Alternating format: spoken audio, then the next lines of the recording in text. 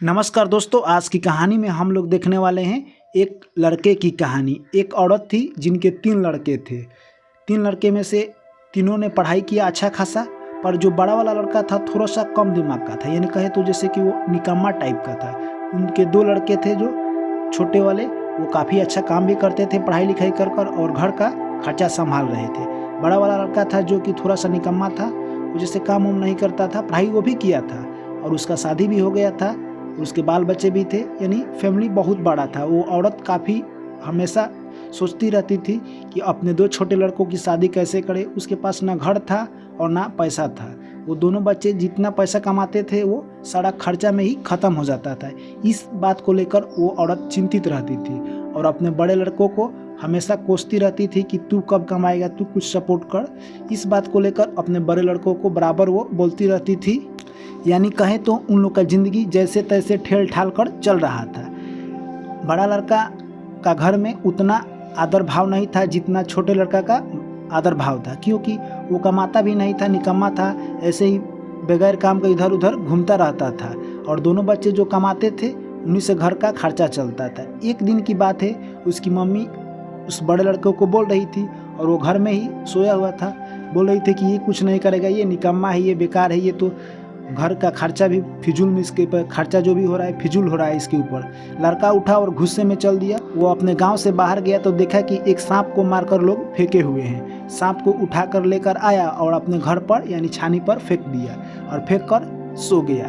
भाग्य की बात है मेरे दोस्त कि उसी दिन उसके गाँव में एक राजा रहा करते थे, जो कि राजा की रानी नहा रही थी, यानी सब अपना गहना उतार कर नहा रही थी।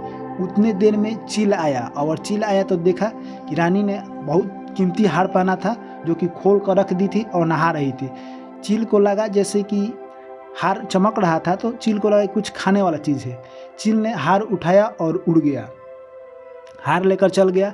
और वो हार जैसे ही लेकर जा रहा था तो जो लड़का सांप लेकर अपने छानी में फेंका था उसके घर से गुजरा तो उसको सांप दिखाई दिया चील को। चील ने सोचा कि ये तो खाने वाला वस्तु ये है। चील ने क्या किया कि उसके छानी पर हार रख दिया और सांप को उठा लिया और उड़ गया और उड़ कर लेकर चला गया। उसके बाद क्या हुआ, रानी जब नहा ली तो देखी कि उसके गहना नहीं है, यानी उसका कीमती हार नहीं है जो कि उसका प्यार का तोहफा था। तो रानी सबसे पहले राजा को सूचित करती है। राजा पहले मंत्री को कहते हैं और चारों तरफ खोजाता है, नहीं मिलता है। राजा सोच में पड़ जाते हैं और रानी भी सोच में पड़ जाती है, क्योंकि उनका प्यार का निशानी था और काफ़ी महंगा हार था।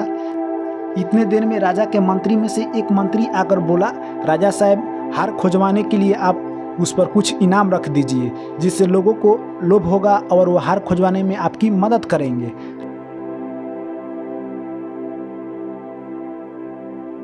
राजा को यह बात अच्छी लगी और राजा कहे कि आपका आइडिया सही है, यही काम किया जाएगा। अगले दिन राजा ने क्या किया, यानी अपने पूरे एरिया में घोषणा कर दी। राजा ने कहा उसे 5 करोड़ इनाम और बहुत सारा खेत दिया जाएगा। इस बात को चारों तरफ यानी डंका बजाकर चारों तरफ हल्ला किया गया, यानी डंके के चोट पर कहा गया। ये बात सभी लोग जब गांव के सुने तो सभी लोग उत्सुक थे कि हार किसके पास है, या कोई चुरा लिया या कोई लेकर भाग गया। और रानी दिन में नहा रही थी तो ये तो भी हो सकता है कि दिन में कोई चोर नहीं आएगा। जब बात चारों तरफ फैल गई तो उस औरत के पास भी ये बात पता चली कि रानी का हार आज चोरी हो गया है, यानी कोई चोर लेकर भाग गया है और रानी का हार मिल नहीं रहा है, काफ़ी कीमती हार है। इसको लेकर राजा साहब ने इतने सारे इनामों की घोषणा की है।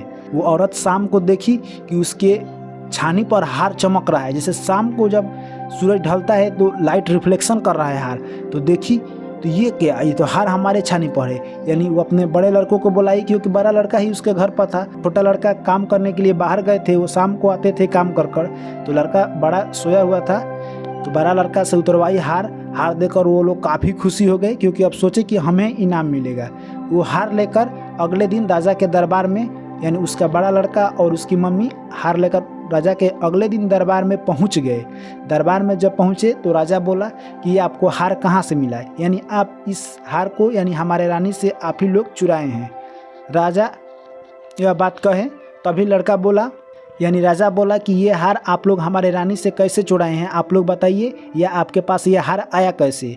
जो बात यानी उस लड़का के साथ हुआ था वो सारी बात लड़का राजा से बता दिया, यानी वो बता दिया कि कैसे कैसे उसको ये हार मिला है। यह बात सुनकर राजा काफ़ी प्रसन्न हुए और कहे कि तुम्हें 5 करोड़ इनाम और कुछ खेत दिया जाता है, यानी उसे दे दिया गया और लड़का रानी का जो भी हार था उसे वापस कर दिया। तो दोस्तों इस कहानी से हमें यही सीख मिलती है कि हर आदमी का अपना अपना वक्त होता है, काम कोई छोटा बड़ा नहीं होता है, कब किसका नसीब खुल जाए ये कोई नहीं जानता है। नसीब और भाग पलटने में मात्र सेकंडों का काम होता है। जैसे कि दोस्तों आपने देखा कि उस औरत के 2 लड़के कमा रहे थे तभी कुछ नहीं हो रहा था, और एक उसका बड़ा लड़का था जो कि निकम्मा था, एक ही दिन एक छोटा सा सांप ले आकर छान पर फेंक दिया और उसी से उसका सारा नसीब भी बदल गया, यानी उसका घर धन दौलत बहुत सारा हो गया। जैसे कि आप जानते हैं कि 5 करोड़ में बहुत कुछ हो सकता है, यानी उसका सारा नक्शा ही बदल गया।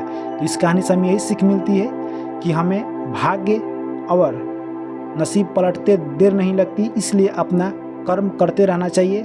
आई होप, मैं आशा करता हूँ कि ये कहानी आप लोग को अच्छी लगी होगी मेरे दोस्त। तो वीडियो को कर दीजिए लाइक, और आप लोग चाहते हैं कि इस वीडियो को दूसरे तक पहुँचाया जाए तो वीडियो को ज़रूर शेयर कीजिए।